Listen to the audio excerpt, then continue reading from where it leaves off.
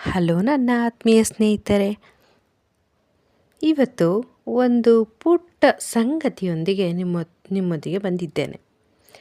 ಭಯ ಅಜ್ಞಾನದಿಂದ ಉಂಟಾಗುವುದಿಲ್ಲ, ಅದು ಅಲ್ಪಜ್ಞಾನದ ಫಲ. ಆದುದರಿಂದ ಅರೆಬರೆ ಜ್ಞಾನ ವಿಪತ್ಕಾರಕ ಅಂತ ಲೋಕೋಕ್ತಿ ಇದೆ. ಹಾಂ, ಇವತ್ತು ನನ್ನಣ್ಣ ತಾನು ವೃತ್ತಿಯಲ್ಲಿದ್ದಾಗ, ಅವರಿದ್ದಿದ್ದು ಪೊಲೀಸ್ ವೃತ್ತಿ, ಆ ವೃತ್ತಿಯಲ್ಲಿದ್ದಾಗ ನಡೆದ ಒಂದು ಸಣ್ಣ ಘಟನೆಯೊಂದನ್ನು ನೆನಪಿಸ್ಕೊಳ್ಳೋಕೆ ಇಷ್ಟಪಡ್ತೀನಿ. ಅಣ್ಣ ಸ್ವಭಾವತಃ ಅವರು ಧೈರ್ಯವಂತರೆ. ಯೂಶ್ವಲಿ ಅವ್ರು ಚಿಕ್ಕ ಕಾನ್ಸ್ಟೇಬಲ್ ಏಜ್ ಆ ಒಂದು ಪೋಸ್ಟಿಂದ ಅವರು ಬೆಳೆದಂಥವರು. ಆ ಪೋಸ್ಟ್ ಕಾನ್ಸ್ಟೇಬಲ್ ಆಗಿದ್ದಾಗ ಅವರು ಒಮ್ಮೆ ಹೀಗೆ ಒಂದು ಏನು ಸಾವಾಗಿತ್ತು. ಆ ಸಾವಾಗಿದ್ದಾಗ ಒಂದು ಕಾಡಲ್ಲಿ ಸಾವಾಗಿತ್ತು.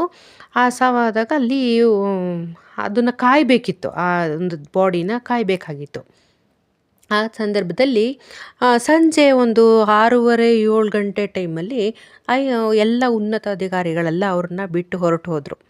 ನೋಡ್ಕೊಳ್ಳಿ ಇದನ್ನು ಅಂತ, ಯಾಕಂದರೆ ಅವರು ಇನ್ನೂ ಚಿಕ್ಕ ಪೋಸ್ಟಲ್ಲಿದ್ದವರಲ್ವ. ಸೊ ಹಾಗಾಗಿ ಆ ಜವಾಬ್ದಾರಿ ಇವರ ಸ್ನೇಹಿತರ ಮೇಲೆ ಇಬ್ಬರ ಮೇಲೆ ಬಿತ್ತು. ತುಂಬ ಚಳಿ ಇತ್ತು. ಅವರು ಏನು ಮಾಡಬೇಕು ಅಂತ ಗೊತ್ತಾಗಲಿಲ್ಲ. ತನ್ನ ಸ್ನೇಹಿತ ಸಿಗರೇಟ್ ಸೇದ್ತಾ ಇದ್ದರು. ಹಾಗಾಗಿ ಅವರ ಹತ್ರ ಇದ್ದಂಥ ಬೆಂಕಿಪೊಟ್ಟಣದ ಸಹಾಯದಿಂದ ಅಲ್ಲಿರೋ ಕಾಡಿನಲ್ಲಿ ಸಿಕ್ಕಂಥ ಚಿಕ್ಕ ಪುಟ್ಟ ಮರದ ಒಂದು ವೇಸ್ಟ್ ಸಿಗುತ್ತಲ್ಲ, ಕೊಂಬೆಗಳು ರೆಂಬೆಗಳು ಒಣಗಿರೋದು, ಅದನ್ನೆಲ್ಲ ಗುಡ್ಡೆ ಹಾಕಿ ಅದಕ್ಕೆ ಬೆಂಕಿ ಹಚ್ಚಿ ಚಳಿ ಕಾಯಿಸ್ಕೊತಾ ಇದ್ದರು. ಹಾಗೆ ಚಳಿ ಜಾಸ್ತಿ ಆದಂತೆ ಇವರು ಅಲ್ಲಿದ್ದ ಸುತ್ತಮುತ್ತ ಇದ್ದ ಒಣಗಿರೋ ಮರಗಳನ್ನು, ಕಡ್ಡಿಗಳನ್ನು, ಕೊಂಬೆಗಳನ್ನು ತಂದು ಅಲ್ಲಿ ಹಾಕಿದರು. ಹೀಗೆ ಆಗ್ತಾ ಇದ್ದಾಗ ಸುಮಾರು ಒಂದು ಮಧ್ಯರಾತ್ರಿ 12 ಗಂಟೆ 1 ಗಂಟೆ ಟೈಮು. ಇವರಿಗೆ ನಿದ್ದೆ ತುಂಬ ತಡೆಯೋಕ್ಕಾಗ್ತಾ ಇಲ್ಲ, ಅಷ್ಟು ನಿದ್ದೆ ಬರ್ತಾ ಇದೆ. ಅದು ಬೆಂಕಿ ಉರಿತಾ ಇದೆ. ಆ ಬೆಂಕಿಯ ಒಂದು ಇದಕ್ಕೆ ಪ್ರಖರತೆಗೆ ಅದು ದೇಹದಲ್ಲಿರೋ ದೇಹ ಏನಾಗ್ತಿದೆ, ಆ ದೇಹ ಮಡಿಸ್ಕೊತಾ ಇದೆ. ಅಂದರೆ ಅದರಲ್ಲಿ ಇದ್ದ ಶೀತಾಂಶ ಎಲ್ಲ ಕರಗಿ ಅದು ಬಾಡಿ ಬೆಂಡಾಗ್ತಾ ಇದೆ.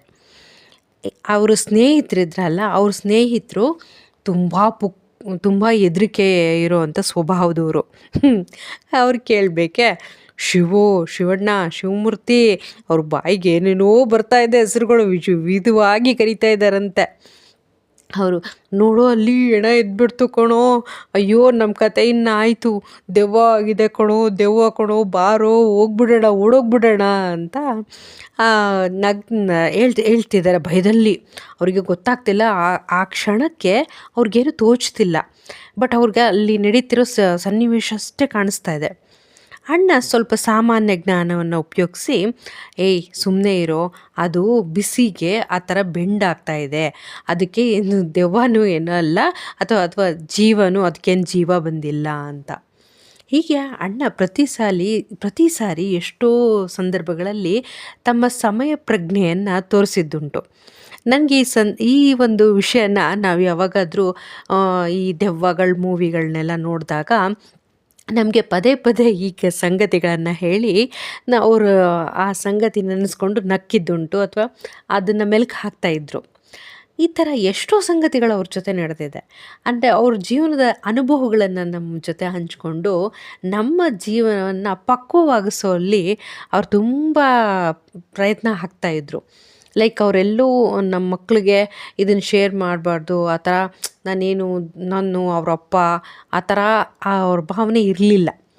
ಸೊ ಹೀಗೆ ಅವ್ರ ಜೀವನದಲ್ಲಿ ನಡೆದ ಸಣ್ಣ ಪುಟ್ಟ ಸಂಗತಿಗಳು, ತರಲೆ ಸಂದರ್ಭಗಳನ್ನು ಕೂಡ ನಮ್ಮ ಜೊತೆ ಶೇರ್ ಮಾಡಿದ್ದುಂಟು. ಇವತ್ತಿನ ಈ ಸಂಗತಿ ನಿಮಗಿಷ್ಟವಾದಲ್ಲಿ ಪ್ಲೀಸ್ ಲೈಕ್ ಮಾಡಿ, ಶೇರ್ ಮಾಡಿ, ಸಬ್ಸ್ಕ್ರೈಬ್ ಮಾಡ್ತೀರಲ್ಲ, ಹೀಗೆ ಸಪೋರ್ಟ್ ಮಾಡ್ತಾಯಿರಿ. Thank you.